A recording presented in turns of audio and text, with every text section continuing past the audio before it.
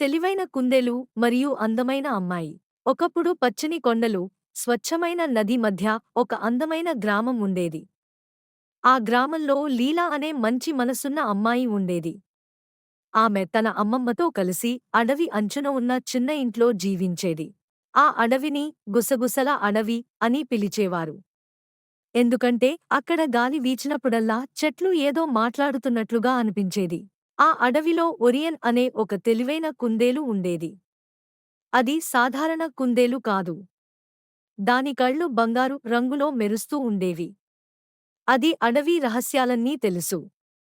కాని అది మంచి హృదయం ఉన్నవారితో మాత్రమే మాట్లాడేది. ఒకరోజు లీలా ఔషధ మొక్కలు తెచ్చేందుకు అడవిలోకి వెళ్ళింది. ఆమె మొక్కలను జాగ్రత్తగా కోసింది. ధన్యవాదాలు అని మొక్కలకు చెప్పింది. ముళ్లలో చిక్కుకున్న చిన్న పక్షిని విడిపించింది. దాన్ని చూసిన ఒరియన్ ఆశ్చర్యపోయాడు. అతను ఆమె ముందుకు వచ్చి మృదువుగా అన్నాడు, భయపడవద్దు. లీలా ఆశ్చర్యపోయింది. నువ్వు మాట్లాడగలవా? అని అడిగింది. అవును, అన్నాడు ఒరియన్. ఈ అడవికి ప్రమాదం ఉంది. అతను వివరించాడు. విక్టర్ అనే ఒక లోభీ వ్యాపారి అడవిని నరికి లోపల ఉన్న విలువైన రాళ్ల కోసం గనులు తవ్వాలని చూస్తున్నాడు. అలా చేస్తే నది ఎండిపోతుంది. జంతువులు నివాసం కోల్పోతాయి. గ్రామం కూడా కష్టాల్లో పడుతుంది. లీలా ధైర్యంగా అంది, మనమిదాన్ని ఆపాలి. అడవిలో మధ్యలో ఒక ప్రకాశించే రాయి ఉంది. దాన్ని క్రిస్టల్ హార్ట్ అంటారు. అదే అడవికి జీవశక్తి. అది పవిత్రమైన మనసున్నవారికి మాత్రమే స్పందిస్తుంది. మూడో రోజు విక్టర్ యంత్రాలతో అడవికి వచ్చాడు. పెద్ద శబ్దాలు వినిపించాయి. చెట్లు కంపించాయి. అతను అడవిలోకి పరుగెత్తి క్రిస్టల్ హార్ట్ను పట్టుకున్నాడు. అప్పుడే ఆకాశం నలుపుగా మారింది.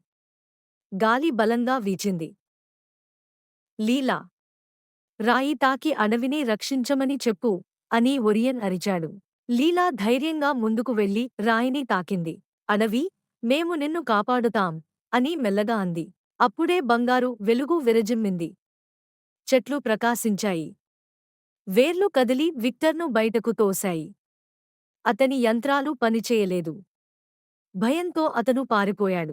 గ్రామస్థులు ఈ అద్భుతాన్ని చూసి ఆశ్చర్యపోయారు.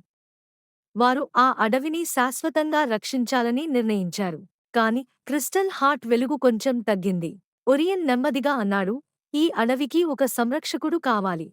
లీలా అడవిని చూసింది. పక్షులు మళ్లీ పాడుతున్నాయి. నది మళ్లీ స్వచ్ఛంగా ప్రవహిస్తోంది. ఆమె నవ్వి అంది, నేనే ఈ అడవిని కాపాడుతాను. క్రిస్టల్ హార్ట్ మళ్లీ ప్రకాశించింది. వెలుగు ఆమెను చుట్టుకుంది. ఆమె కళ్ళు పచ్చగా మెరుస్తున్నాయి. ఆమె అడవి సంరక్షకురాలిగా మారింది. ఒరియన్ ఆనందంగా అంది, నువ్వు నిజమైన వీరురాలు. లీలా నవ్వింది. నువ్వు నిజమైన తెలివైన స్నేహితుడు. ఆ రోజునుంచి ఆ అడవి ఎప్పటికీ సురక్షితంగా ఉంది. సాయంత్రం వేళ అడవిలో ఒక ప్రకాశించే యువతి, ఆమె పక్కన బంగారు కళ్ల కుందేలు నడుస్తూ కనిపిస్తారని చెబుతారు. మీ హృదయం మంచిదైతే గాలి ఇలా చెబుతుంది, ప్రకృతిని కాపాడండి. అది మిమ్మల్ని కాపాడుతుంది. Thanks for watching. Please subscribe my channel.